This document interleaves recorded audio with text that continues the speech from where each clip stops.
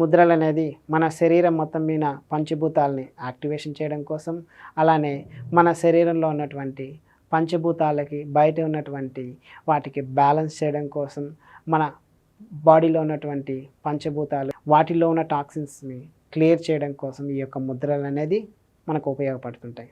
అందుకే మనం 5 వేళ్ళను కూడా 5 రకాల పంచభూతాలతో మనం సూచిస్తుంటాం. మొదటిగా మనం బొటనవేలుని అగ్నితత్వానికని చూపిస్తుంటాం. ఈ యొక్క అగ్నితత్వానికి మనం ఈ యొక్క బొటనవేలుని అనేది చూపిస్తూ ఉంటాం. మనం యొక్క బొటనవేలు లేకుండా మనం ఏమీ చేయలేం. సో ఈ అగ్ని లేకుండా మన బాడీలో మెటబాలిజం లేకుండా జఠరాగ్ని కానీ ఏదైనా సరే బొటనవేలు సహాయంతోనే మనం సూచిస్తుంటాం అగ్నితత్వం. అలానే చూపుడు వేలుతో మనం వాయుతత్వాన్ని చూపిస్తుంటాం. ఈ యొక్క వాయువుని మన బాడీలో బ్యాలెన్స్ చేయాలంటే వాయుతత్వాన్ని చూపుడు వేలుతో వేసేటువంటి ముద్రల ద్వారా మనం బ్యాలెన్స్ చేయవచ్చు. అలానే మనం మధ్యవేలులో ఉన్నటువంటి ఈ యొక్క మధ్యవేలుని మనం ఆకాశతత్వాన్ని చూపిస్తాం.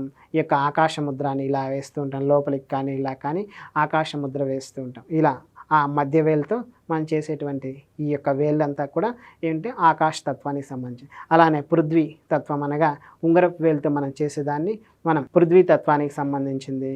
లేదా మనలో ఉన్నటువంటి పృథ్వీతత్వం బ్యాలెన్స్ కావడానికి కానీ ఈ యొక్క ఉంగరపు వేలుతో మనం చేసేటువంటి ముద్రలన్నీ కూడా పృథ్వీతత్వాన్ని బ్యాలెన్స్ చేస్తూ ఉంటాయి. అలానే మనలో ఉన్నటువంటి జలతత్వాన్ని బ్యాలెన్స్ చేయడానికి చిటికెన వేలుని మనం ఇలా మనం ఫోల్డ్ చేసుకుంటాం, లోపలికి తీసుకుంటాం. ఇలా కానీ వరుణ ముద్ర అని జలముద్ర అని చెప్పేసి ఇలా ముద్రలు వేస్తాం. అంటే మనలో ఉన్నటువంటి జలతత్వాన్ని, హార్మోనల్ ఇంబ్యాలెన్సెస్ని వాటన్నిటిని కూడా కంట్రోల్ కావడానికి ఈ యొక్క చిటికెన వేలుని అనేది మనం ఉపయోగిస్తాం.